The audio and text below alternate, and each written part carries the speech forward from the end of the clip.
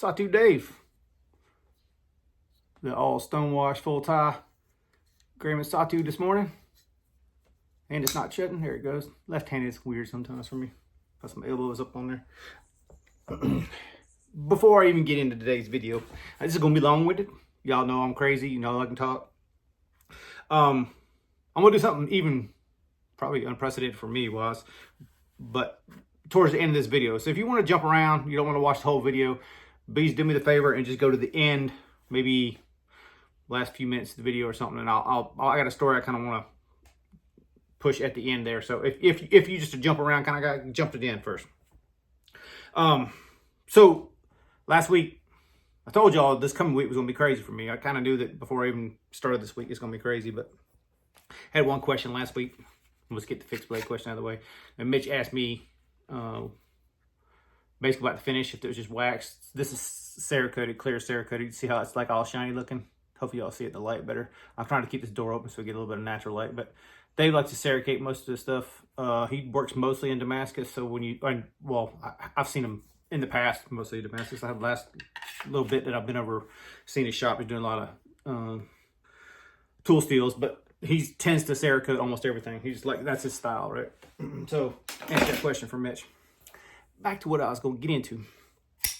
So, I mentioned that I got this Diamondback, and it was a super surprise for me because I didn't really know what to expect. And I know I'm a DSK guy. There's been a little bit of mod done to this, but not by me yet. I will do some more to it. But you know, in theory, like everything that it's kind of nice to be proven wrong, I guess, to yourself. But I'm generally not a fan of these through-hole things. This knife doesn't bother me at all for whatever reason. I think because generally when I'm using it, I'm choking up, and these are kind of like just like little finger grooves for me, and it kind of just works out fine. Maybe it's the placement. I don't know. Loving the Damascus blade on this one, man. He uses some nice Damascus, so I really like the style of that. And if you look at the titanium, you see it's got that finish on it. And Evan, remind me what that was called again. I know you sent me that link, but I'm sure someone's going to ask me. But basically, it's like some kind of case hardener for titanium. I think it's what basically it is. This is a heat treatment type protocol that puts all those the texture stuff on it. Because you can see it's all the sanding marks and everything else. Like, it's neat. It's a cool texture. But I had that Gen 2 kickstand. Denise owns it now. That has that similar finish. When I got it, I was like, man, that's a really cool finish. I need to learn how to do that. And this one has it on it too. So like overall, I'm about to show you a bunch of other stuff that I got in this week. But overall, this knife has been, I showed a picture on Instagram on Monday. It has been in my pocket every day since. It does not come out of my pocket yet. Like this is a seriously badass knife. A hell of an addition to my collection. Thank you again, Brother Carco. And we're going to make it right somehow, some way. All right. So moving forward on this, yeah, I didn't need to do half this stuff I'm doing. And like in retrospect, like I kind of, especially this one to Jose, I kind of committed a long time ago that if you ever got rid of this knife, I wanted it. Since then, I've gotten a custom version of the same thing. So did it really need to go out and buy it? Probably not. But to this day, I mean, you know, I just now got it back like, I don't know, Tuesday, Wednesday, whatever it got here. But what I'm going to talk to, Sergey Rogovets XR3. So, y'all know that I got my other one, and I custom ordered this one. But the feel and the fit of the old one is just, I don't know. This one right here feels like home to me. I wish the titanium on the one that I ordered was on this one. It would be the perfect knife for me. I love the darker blade on the older one. I do like the thumb studs you put on this one, so I may do something similar to that on that one. But now I have two of these XR3s, and they are different. They're a good bit different. But the detent on these, all the new ones that I've handled, whether, you know, what is it, a Kentucky Special, the FMJ, the new Rhinos, the T4, all of those have weak detents compared to the old one. And I don't know what he's doing different, but this old one, man, it's some of the best detent out there. Just something about the way it feels, just like, I wish you'd go back to doing this. Because quite honestly, like those other knives would be a hell of a lot better knives with a good detent. Could I go in there and fix that shit? Most likely I could probably do that. He does a blind hole detent, so it's not through hole. If y'all don't know what I'm talking about. So you can see the detent hole on that one. You can't on that one. He's got his insert on the back side of it, so he just drilled the hole. So the hole's blind. So you'd have to take it all the way apart in order to try to find it and modify it. It's just a lot more work, put it that way. And then on top of that, he rock tights his pivots, and these are super shallow pivot holes in there. I don't know if you see it or not. I think I measured it like 47 thou deep or something like that. They're super shallow. So like to take something apart like that, and that's titanium. It's not even steel. So a lot. I'm probably going to destroy that screw trying to get it out of there, to put it that way. And so like I've opted not to, and it's such a nice knife without it. I've opted not to modify this one, and I've since got this one back. Now I haven't seen this one. If you go back, I'm sure you'll see it, but it looks similar to this. But one of the sides, and I can't remember what side, I believe it was this side, correct me if I'm wrong, Jose, was like messed up when he got it. Like it was fine when Sergey sent it to, I think he got it from Stream Edition or something like that. And they got it and it sat on the shelf, something got spilt on it or something, or maybe it was a shipping, I don't know. Either way, like when he got it, the Cerakote was kind of wore off in one spot. It looked like it had been rubbed or something got spilt on it and took some paint off, whatever. So he got it redone. He did redone both sides, and I thought the way the Cerakote come out this time looked even better than last time. The last time was a little more on the less, so this kind of has a little more faded look. Man, I really dig this knife. This is such a cool knife. Like I said, the only thing that I might possibly do to this is thumb studs. Such a good knife as is, man. I really don't know if I'll do anything to it. It's such a good knife. Really, really happy. And thank you again, Jose. And like I said, I kind of committed to it a long time ago. This all makes sense kind of at the end. About wanting it. And then Jose, like, he's been selling stuff for his wedding and stuff. So he's like, hey, man, I know you've been thinking about it, but I'll probably get rid of that. And I was like, if you can hold it for me, it'd be great. Because y'all know in the summertime, I kind of went through a little spell of wasn't spending hardly any money. I had to get my finances back on track. That kind of came back on track, and we're all good now, right? As you're seeing, I'm spending a lot of money like I got it. So that kind of deal was like, thank you, Jose, for waiting for me, and thank you for giving it to me for a great price, which is basically the same price as what I paid for the custom that I got. So basically, but he paid way more than that because Sergey don't discount when he sells to other stores. So they mark the prices up. So you get it at this price, no matter who you are, and then they sell it for more money. So it's just kind of how he rolls. All the custom makers are slightly different, I guess, in that regard. 7 minutes, man. I'm sorry, y'all. This is going to be a ramble. This is probably going to be a super, super long one. Okay, so next on the list was Brother Steve. He's been selling a lot of his knives too. I think he's just basically moving some out to move some in and, you know, shaking the collection up on his end of it. Like, I guess from time to time, I see Steve do it more than a lot of other people. He just kind of goes through a whole, I'm not using this shit, get rid of it, start over kind of thing, and explore more. He tends to buy stuff that he's not as familiar with just to kind of have fun and see what's going on with it, which is props to him. But this is another one. So y'all know that I've had this guy for a long time. This is the Rhino that I ordered, I don't know, like 2 years ago, 2.5 years ago, something like this. I got this Rhino custom made for me. I dig this one as well, but once again, same thing. I did change the pivot in because I did destroy that pivot trying to get it apart from the heat, what do you call it, Loctite. I like everything about this one except for the detent. The detent just sucks. It's always has sucked. And you know, like I probably could fix this one as well. And this one was mine, and I got it from Steve Clare. This is the initial exposure to Sergey Rogovets. And Steve was going to sell it, and I had forgotten this was in 3V. As soon as that 3V popped in my mind again, I'm like, oh yeah, that's coming back home. So super glad to have that one. Steve gave me a bro price on this one. And I ended up actually giving him extra money because I was like, I'm pretty sure he paid more than that for it. So I pretty much gave him what he paid for it. I believe. So I got that other runner. So now I both like Cerakoted old. So you can tell old by Sergey Rogovets if they have that safety torques on the pivot side versus the new ones, which I like the style of both of these, but obviously I've changed the pivot on this one. So forgive me, but this is the style he uses in the new ones. So 2 XR3s, 2 Rhinos. We'll get to that. You know, I can't be done with just one knife. So I've always been curious about the XLs. Steve was selling the XL, and even the version he was selling, he showed me 2 pictures. He thought about getting rid of another one, and I was tempted on that one, but he never gave me a price. So I figured he's still chewing on it. Wasn't sure. So I went ahead and said, you know what? Let me just get the one that you know you want to get rid of. And go from there, because I don't need to be buying like a high-end. This one's got stuff all over it, so I'll apologize for it being dirty. But you've seen on Steve's channel, this is a XL. I'm not fond of the whole flaming thing. My initial thoughts was I'll just get it and fix it the way I want to get it and put it all back together. It's in magnet cut too. I know some people ain't all up on what steel is and all that. But I've had great experiences with MagnaCut personally. Like, if I had to pick a stainless steel that I would go to, like, you know, tool steel, I'm a 3B guy. If we're talking about stainless steels, I think MagnaCut probably is my favorite steel. So, like, everybody's different, but I've had awesome results with MagnaCut. I know some people hadn't. Some people dog it for whatever reason, maybe because it's hyped up so much. And now that China is reproducing it and calling it MagnaCut, even though it's not CPM MagnaCut, I don't know, like, I guess it changes things on it. I don't know, like, the whole community moves in weird waves sometimes, but to me personally, I love the MagnaCut. So I got this on Monday, and I've been pretty much toting this one for most of the week. I'll get into this in a second. So my initial thoughts was, like, it really is the same thing as the SMF, just bigger. Like, dimensionally, like, you can see the construction. This is a performance SMF, so I'm assuming this XL is like a performance style SMF. And don't quote me on this, but I believe this came from Blade Show. Steve, correct me if I'm wrong, bro. And Steve got it secondhand. I'm pretty sure that's where he told me he got it from, or I remember hearing or something. I don't remember. I heard it somewhere, I guess.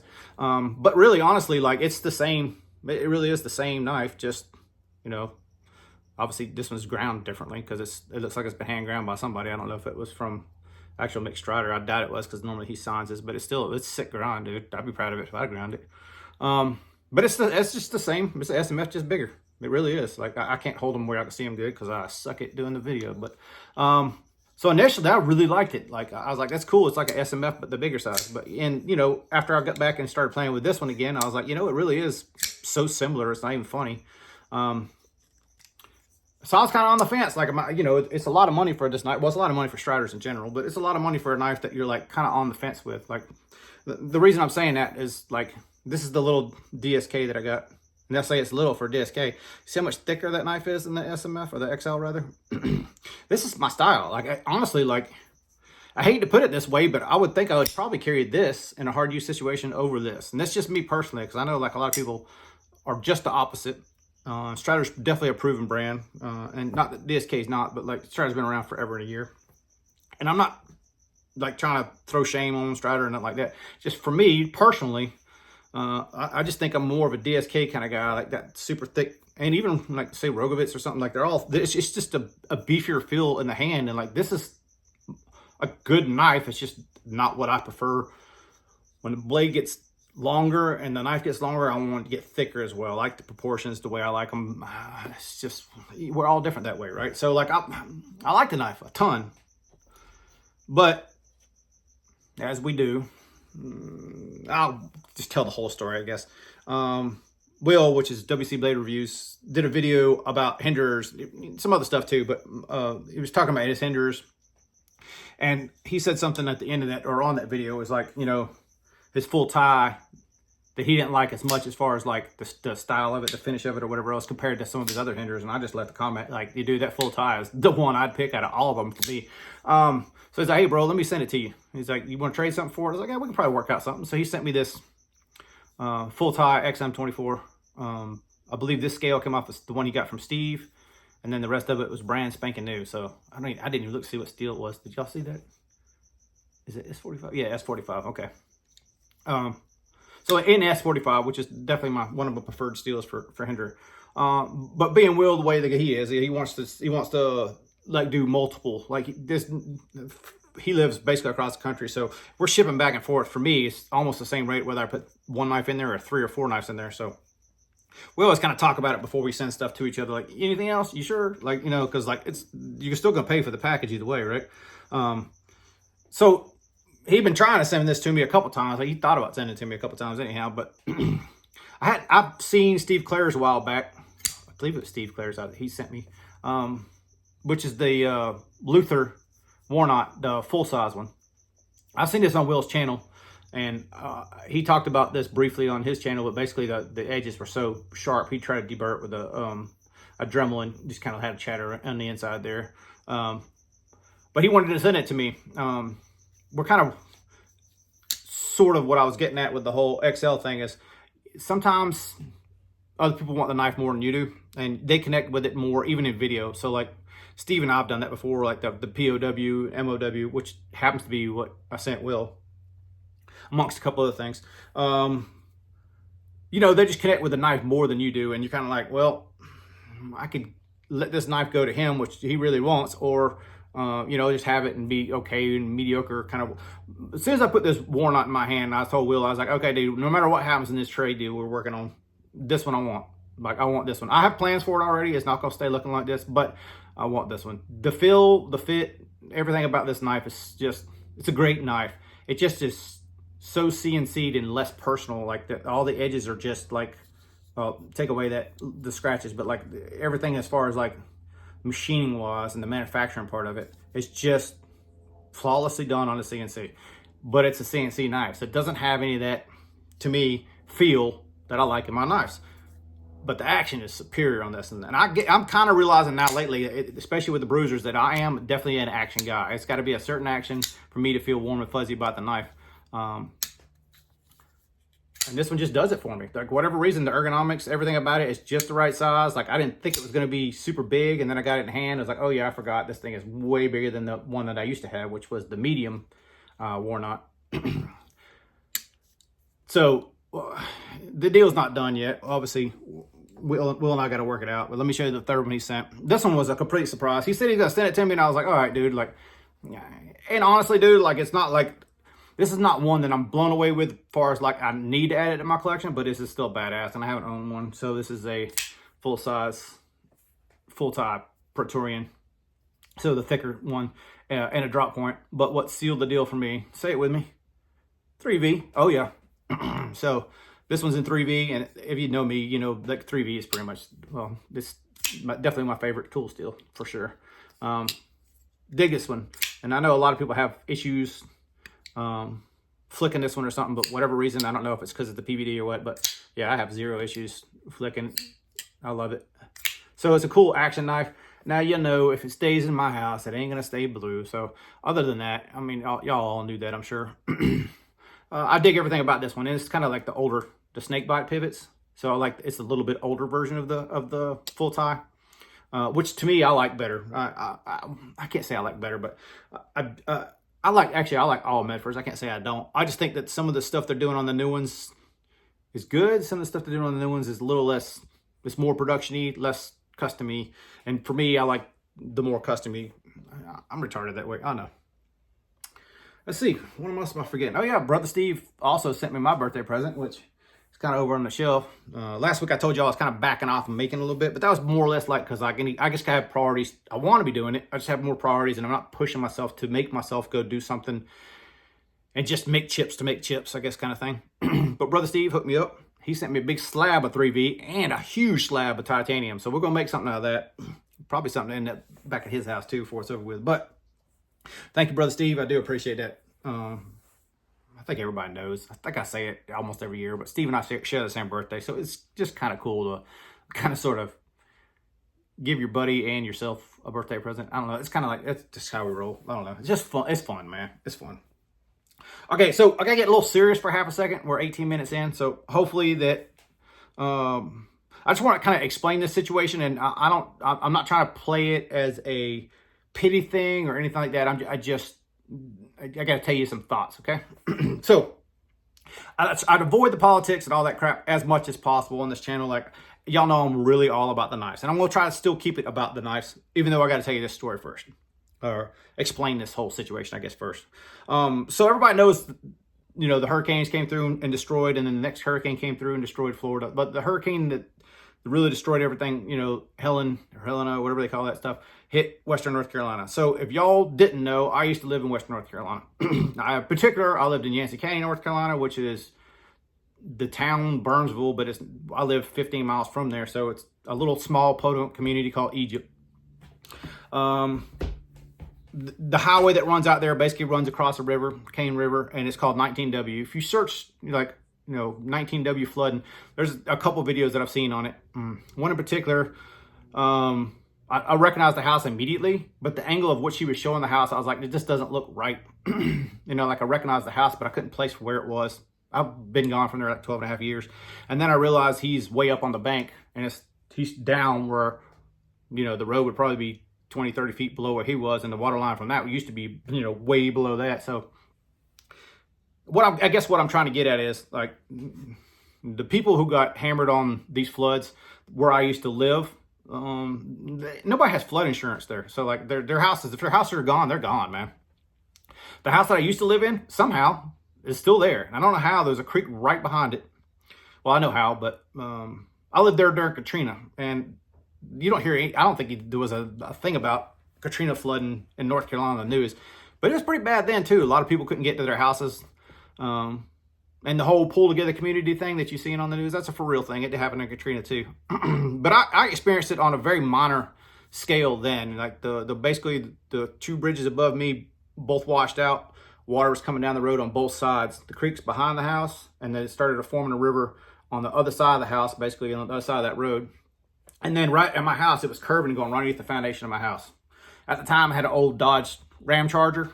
So I pulled that over there close to it, and I started throwing all the firewood I had on the water side of it, so it'd kind of make a berm and just make the water go past the house and then come back in that creek. So it made a big, huge, during Katrina, made a big, huge gully right there on the backside of that mountain, between the road and the mountain. Basically, it made a big, huge ditch and went in. The bridge below us kind of washed out, and then it just kind of washed out. So it basically made an oval around the house. And that's exactly what happened again this year, or a couple weeks ago. So that house somehow is still standing. I know I'm long-winded to tell about saying this, but like I actually know people that live there. So the lady that I sold the house to, I got in contact with this past week. She's not there right now. She's in Georgia. So she's going back in November.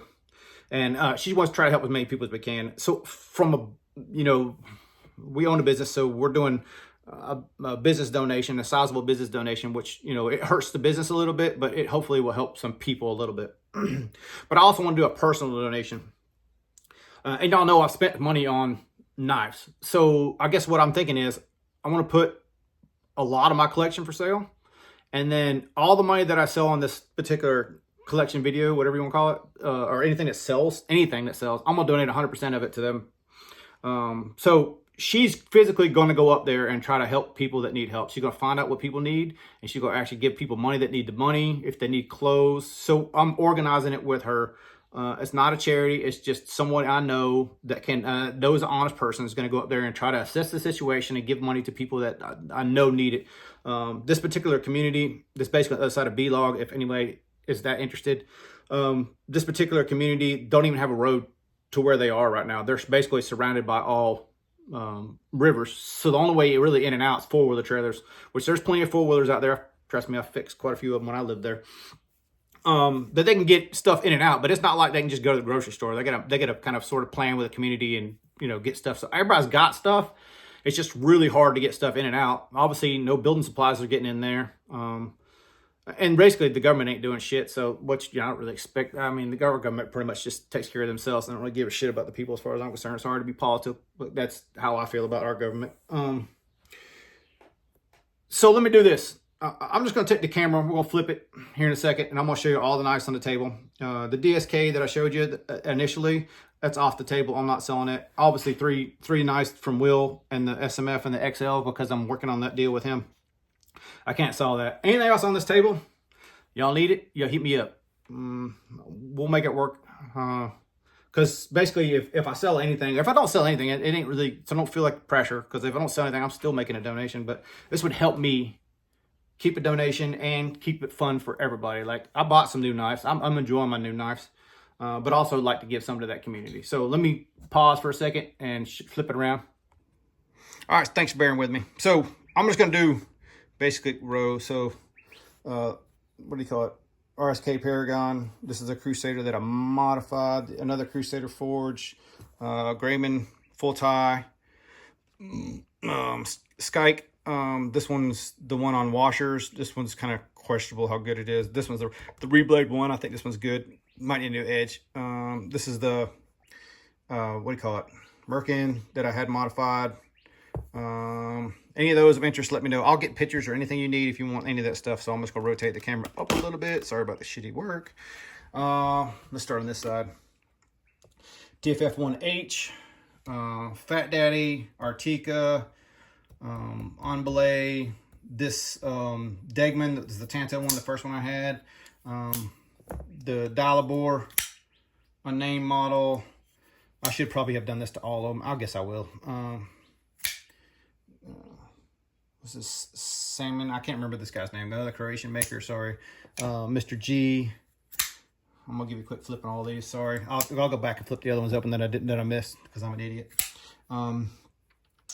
Trouble Blade Works Mofo with a basically Medford regrind, but even though it's not actual Medford himself doing it. Let me go back. Where did I stop? Oh yeah, so I didn't show you the ombre layout. This was the older one, D2. The Artica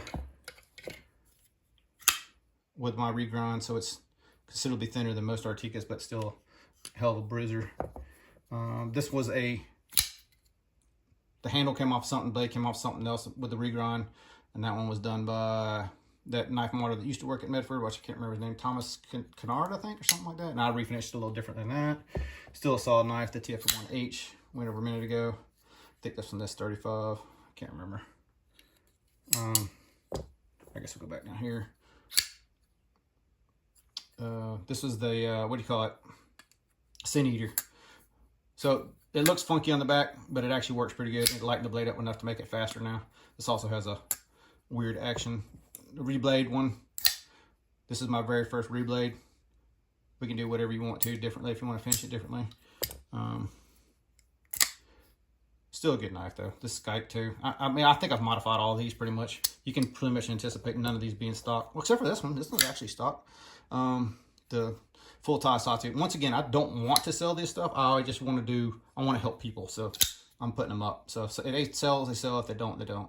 I'm not going to do crazy prices, but I will hook you up if you want to help. This one had a Cutty Cuts regrind. He was getting into making for a minute there. I don't even know. Do y'all know anything about Mike? Does he still regrind? Anybody know him? This was that super long one that I modified to make it a little more usable for me at least. Clipper's way back on this one, so it feels weird, but it's actually not a bad knife. Just looks a little weird. The Paragon, I made the scale on this one if y'all hadn't followed that one. Okay, sorry. I'm going through this quick as I can here. Back row, Denise actually just donated this to the channel.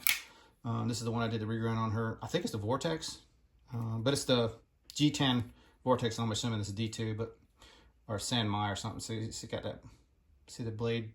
It's got some kind of Sanmai or something on it. Viking regrind, refinish. Make-Art Mesker rather.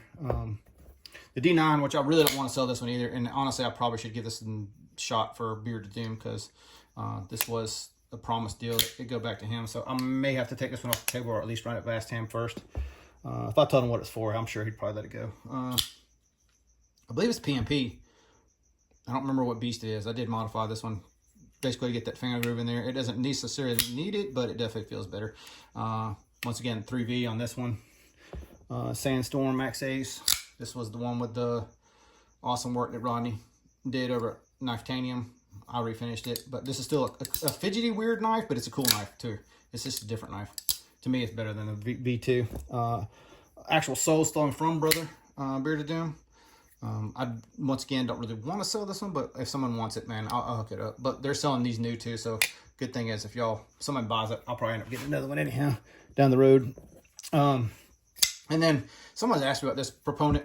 This is the full tie Proponent. I believe this was an M390. I'm looking through the camera to see if I can see it. Don't quote me on it, but I think it's M390.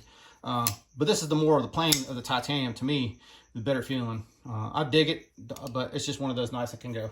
All right, and then spin it over here, like we started a minute ago to tell you. Sorry about the shit cam work again.